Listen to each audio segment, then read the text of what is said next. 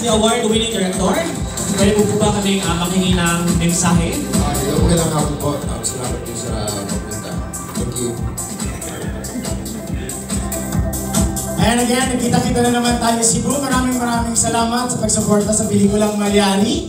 Ayan, last year. And syempre, we're very proud to present to you, of course, our movie. And alam po namin na talagang kung nagandahan kayo sa Malyari, mas lalo kayong magagandahan sa obra ni Direk Dan Villegas together with our powerful cast. And muli, kakailanganin namin muli ang tulong ninyo. Maraming salamat po. Thank you for coming.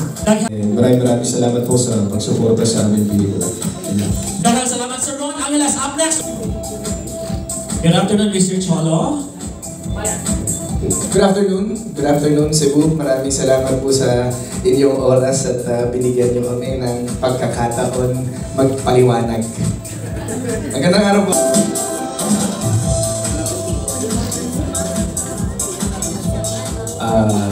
Magandang tanghali po sa inyo lahat. It's good to be here. Tagal kong di nakapunta ng Cebu, so it's gonna be a special day and I'm looking forward to it. Hello! Magandang hapon po sa inyong lahat. Thank you for coming despite the rain. Hello po, magandang umaga sa inyo, mga Cebu. And we're very glad and very happy that you're here to welcome us. Magandang hapon po sa inyo lahat. Thank you for the very warm welcome, and it's nice to see you all again. Hello po sa lahat ng mga Cebu. Gopo, no?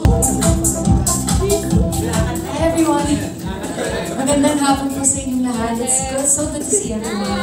Thank you for being here. Pare-pare ka namin now, di ba? Daghang kayo salamat, Miss Nadine Lustre. And of course, may I request...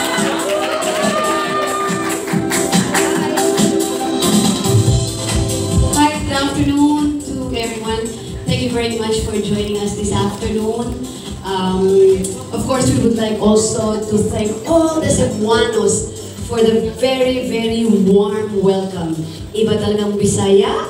Ay maraming salamat po sa inyo lahat. Thank you. Again, what was your reaction, Sir Aga, when you read your role in this movie? Masaya po ako na unang-unang makakaminan sa pelikula ito. And knowing that yung role ko na gagampanan ko ay kakaiba ulit, plus the fact that I'll be working with Vilma again. The last time I worked with was like 20 years ago, a long time ago. And also the opportunity to work with Miss Nadine Lustre and to be directed by Dan Villegas. And of course, we produced namin yung mentor. So it was all excitement. It was all excitement for me. And plus the fact na gagawin namin yung pelikula for the Metro Manila Film Festival, and we were lucky that napili po kami, nakasama po kami. So masaya ako ngayon. More than anything, that we're part of the 50th Metro Manila Film Festival. It's such a big celebration, and I'm just happy to be part of that. Part of the Metro Manila Film Festival, part of this wonderful movie. And again, I'd like to keep on saying this, the experience to work with greatness right here. Daghang salamat. Crave pong kainit dito kung nandito po kayo sa Cebu. Marami magsasabi dito, di ba? Lahat ng pagkain dito masarap. At hindi pa nagbabago talaga dito. Tuwing darating ka sa Cebu, talaga lahat ng ulit na babae talaga makikita mo sa Cebu. Pag-pwing lang po yun. May babae nakikita mo. Aside po sa pagkain, sabi ko po, lahat ng pagkain na masarap. Siyempre, kailangan nila ang Cebu lechon na yun ang kinain namin kagabi. Na siyempre, nag-diet kami, kaya pag nasa harapan mo na yan, ubusin mo yung balat na lechon talaga. Wala kang magagawa. Sumasabay pa ako sa gulay dito eh. So, nung nag-umpisa ng gulay kagabi, kumulit ako ng salad. Tapos ko ng salad, andyan yung lechon. Doon na ako sa lechon. So, yun. But I'm just really happy to be back here sa Cebu. Alam mo lahat ng pelikula namin na nag-promote natin kami nadadaan sa Cebu. But this is my own film again na nakabalik ulit ako dito after Miracle is Number 7. So, happy to be here. And the question is, what drew you to the role of Eva Candelaria, and how did you prepare for such a complex character? Hi, thank you very much. Genevieve, Thank you very much. Playing the role of Eva Candelaria is not easy. Even the time when we were conceptualizing the story, that time pa lang, alam ko na medyo meticuloso na yung role ni Eva Candelaria. But again, since I was so excited with the movie, kasi this is, for me, very challenging yung character niya, I think yung preparation, malaking tulong dito yung support and motivation of my director, Direk Dan Villegas. Kaya, kasi siya po yung nagmo-motivate sa akin how to play the role of Eva Candelaria, paano i-attack ito. In every scene that we do, well-guided po ako ng amin pong director. Sometimes he'll say something like, this time I want to see you like a mother. And then in this scene, I want to see you as Eva Candelaria. So, doon ko kinukuha yung motivation how to react as Eva Candelaria and as a mother. So, napakalaking tulong po ng guidance o motivation ng aking pong director to play this very, how will you say this, meticulous character as Eva Candelaria in the movie and Invited. Thank you, Genevieve. You know, I'm enjoying Cebu so much. In fact, I was just here last year. Nandito rin po ako, dito ako nag-promote when I met you in Tokyo. And the only thing talagang memorable aside sa food, no? Alam yung isda? Ay, what is your take on this judging? You won an award for one movie and this is your fourth horror movie. Actually, this isn't horror po, so this is more thriller. Yeah. So, I guess, nakakaisang horror pa lang. Well, dalawa na pala. Nocturno came out na. So, I don't think I could call myself a horror queen, but also, parang masarap sa pakiramdam na at least, you know, I'm doing my roles correctly. And nabibigyan ko ng justice yung mga characters ko sa mga naging horror films ko po. But at the same time, parang ayoko din kasi mabox sa isang genre. So, yun, so I'm super grateful na na-appreciate po nila. But yun, parang it's too early to say na mga horror queen. Dalawa pala. Like that, the question is, was Uninvited intended for the Metro Manila Film Festival, considering that the festival is known mostly for family-friendly films and this one's quite edgy? Was it a conscious decision for you and the producer to offer something dark and exciting to the audiences? Ang maganda sa Uninvited at its core, it's a mother story. So hindi man siya masasabing very typical family film. Madami pa rin makupulot na maganda sa pelikula. Madami pwede matutunan. And plus isa pa, I'm so proud of the casting of who worked on the film kasi parang nung napanood ko yung final online, parang medyo nakakaiyak. Kasi performances, plus yung shots, everything, it's something to be proud of. Daghang salamat. How was the whole experience working with everyone on set? Babe? No, it was such an honor to be, you know, being alongside with this. Itong cast na to is, ginugulo ako ni Tito. Hindi. I'm very thankful. I'm very, hindi pa rin ako makapaniwala na nakasama ko itong mga hinahangaan kong actor. And very inspiring kasi, like I said, nakikita mo yung proseso nila, nakikita mo kung paano sila kasama yung mga katrabaho nila, on and off cam, and it's something to, you know, to aim for sa karera namin. But overall, I'm very thankful, I'm very grateful, and excited kaming makita nyo lahat ng pinaghirapan ng buong cast. Thank you, babe. Powerful actress. May power pala kayo. It seems powerful. It seems you can do just about anything. The question is, what sets this apart from your other roles, and what kind of acting will we see? What kind of acting dun tayo eh? Okay, paano ba i-explain to? You know, every time naman you work on a project, it's always different, especially because you get intimidated by the script, the role, you don't want to be the same all the time. Eh? You try to be different. You try to put something, a different ingredient into this film. And then you're going to do scenes pa with Aga Mulak. Yun ang unang-unang eksena ko, Aga Mulak eh. Paano? So I had to, of course, kailangan lalabas mo dyan yung A-game mo. Tapos yung kasunod na eksena, may Ate V. So paano na? So you don't know how to prepare for it. You don't know what you put on the table. You just put as much rawness and importance and respect to your role and hope that it all works out. And it will only show in the final scene or after the director judges you. After the director directs you and tells you the necessary adjustments. That's the only time you'll know what you did put in the film. Yun lang. I thank you. Actually, of course, overwhelming. Talaga po, when I started venturing into films, we have a personal relationship ni Ate Vino. And it is a dream of mine also, coming into her world, actually, na makagawa ng pelikula with her. And ilang beses na po kami nag-pitch sa kanya. Marami po kami mga story yung pinitch sa kanya. And then, kahit hindi niya sabihin diretso, ayaw niya. Kasi na-realize ko pala, 200 mahigit pelikula na ang nagawa na nag-iisang Vilma Santos. Ito pala paano naman po natin. And then sabi ko, Ma'am, tigil na natin to. Anong gusto mong gawin?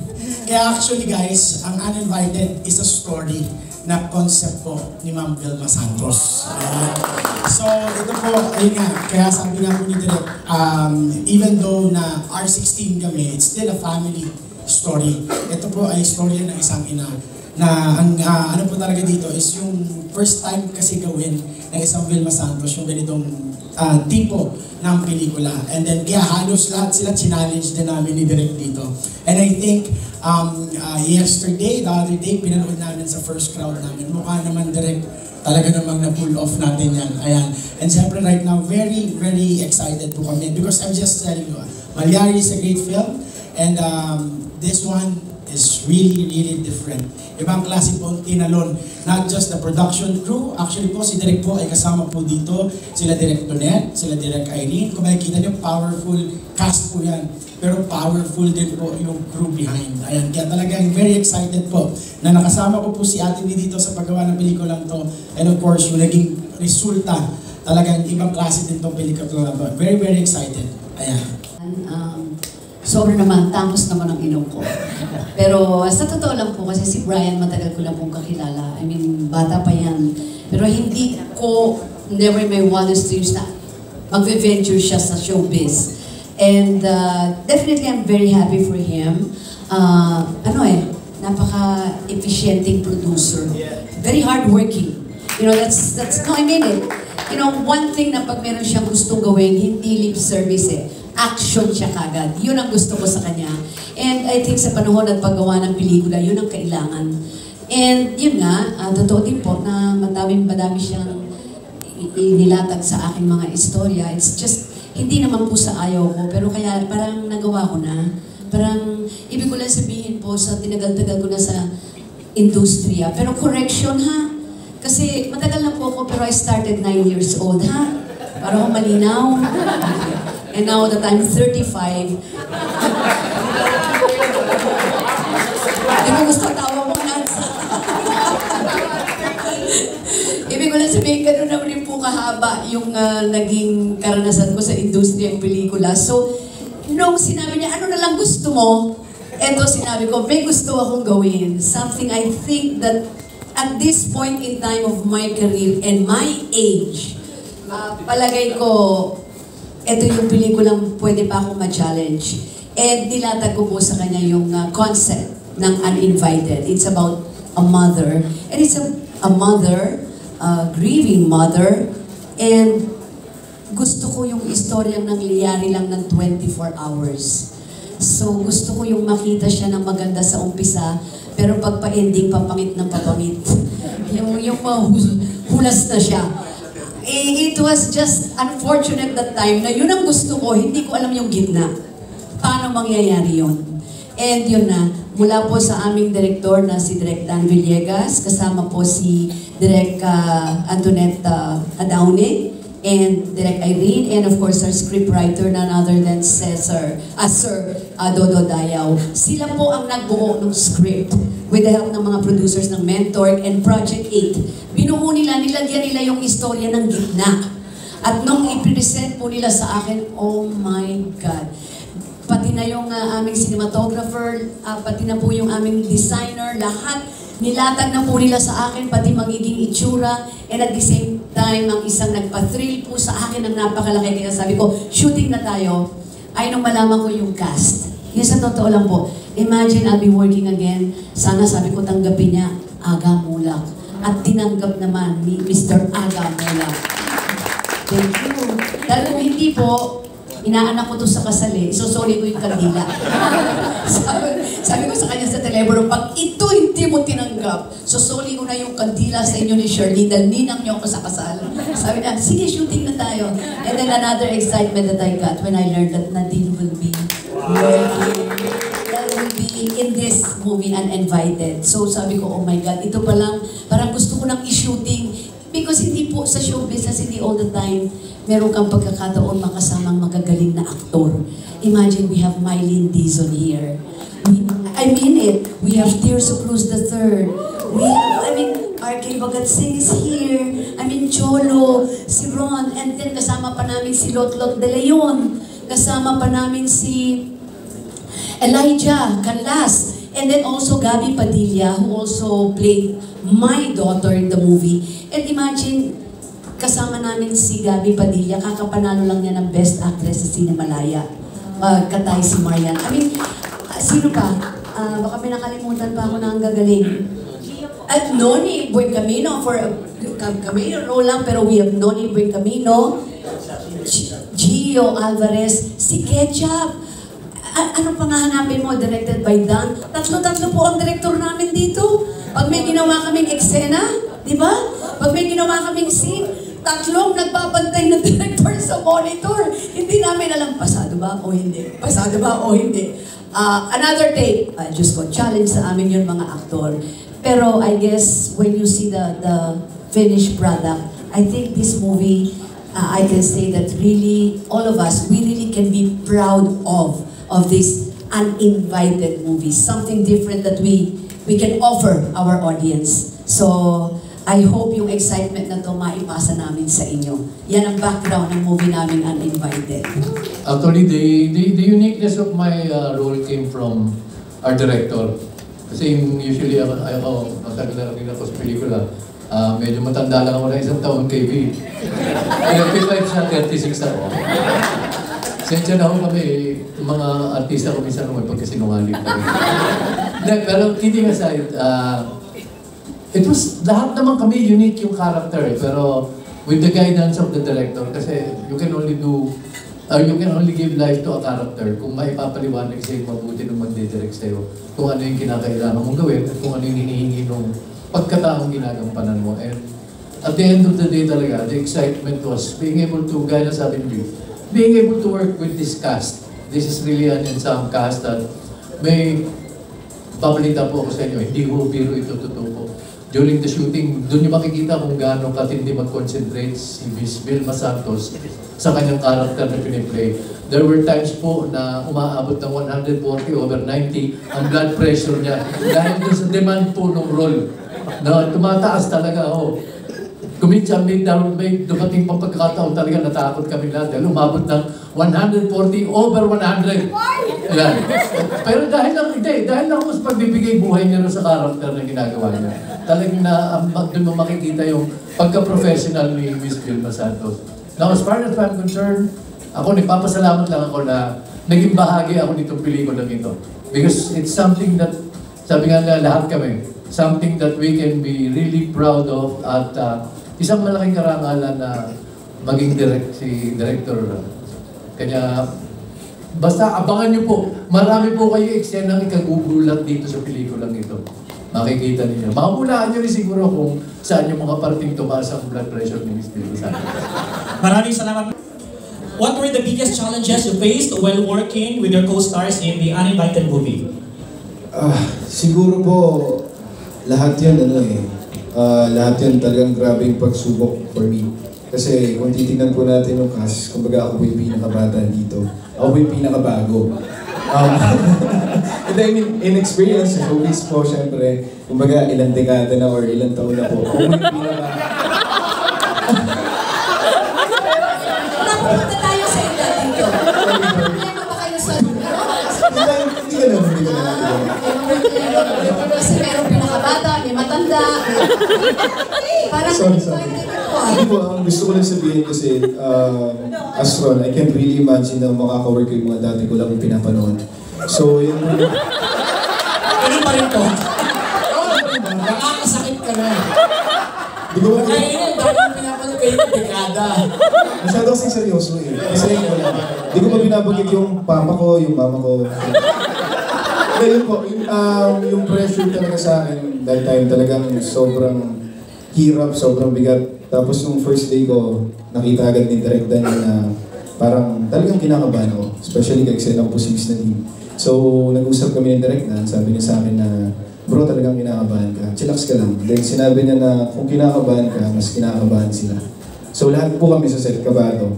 So, yun po, sobrang kabado talaga kami. Pero nagpapasalamat po ako kay Direk Dan kasi simula ng first day, hindi niya po ako pinabayaan kila Direk Tonet, kila Direk Eileen. So, naging hands-off talaga po sila sa bawat isa sa amin. Hindi ko po naramdaman na baguhan ako. Especially nung kay-sena ko po si Kuya Haga. So, ayoko na ituloy eh. So yun po, sobrang nagpapasalamat lang ako and sobrang grateful po ako na maging part ng cast ng Uninvited.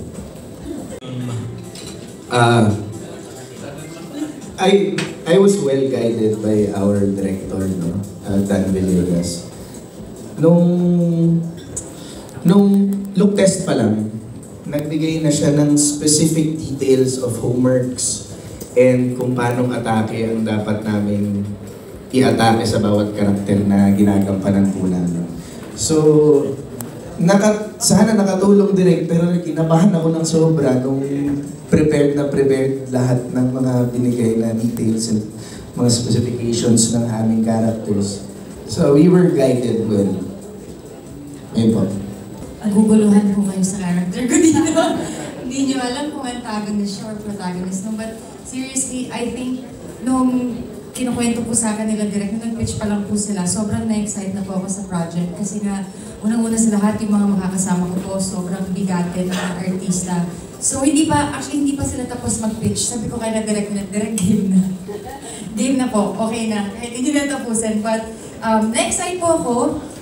Kasi nga po, at least this time around, naipapakita ko po sa mga tao kung ano pa yung kaya kong gawin. Bukod sa yung mga light roles or drama, yung mga patwitams, ganun, romance, comedy, at least this time around, ibang klaseng na din naman po yung makikita. No? So sobrang na-excite po ako. Maraming salamat din sa Lustre. May gusto naman akong iklaro at idagdag. Usually sa pelikula, no, meron tayong mga lead stars, support, ganyan, ano. Ito, isa sa mga pelikulang ginawa ko na ang lead, support lahat, sama-sama, performed as one. Kaya siguro pwede mong sabihin ito. Sasabihin ko to hindi dahil sa pelikula ko to, pelikula namin to. Pero sinasabi ko to dahil sa dami na ginawa ng pelikula. Dito lang ako nakakita na ang bawat, kahit support, kahit one sequence, 2 sequences ka lang, ang laking na itutulong talaga sa pelikula. Lahat na paggalaw ni Direk Dan Villegas at lahat po, kinailangan lahat sa pelikula. Kasi hindi mo mabubuo. Like, kunyari, nung in-offer sa akin ko, sinabi kasama si Ketchup Eusebio, which we know is a comedian, di ba? Parang kung gano'n tayo na dark na pelikula si Ketchup, tapos sinabi sa akin ni Direk, kaya yan, Kuya Ags. Sana po supportahan po ninyo and sana po you're all as excited as we are. This is directed by Direk Dan Villegas. Bagong lahat, gusto lang po namin magpasalamat sa bawat isa sa inyo sa oras na binigay nyo sa amin ngayong hapon. Daghang salamat.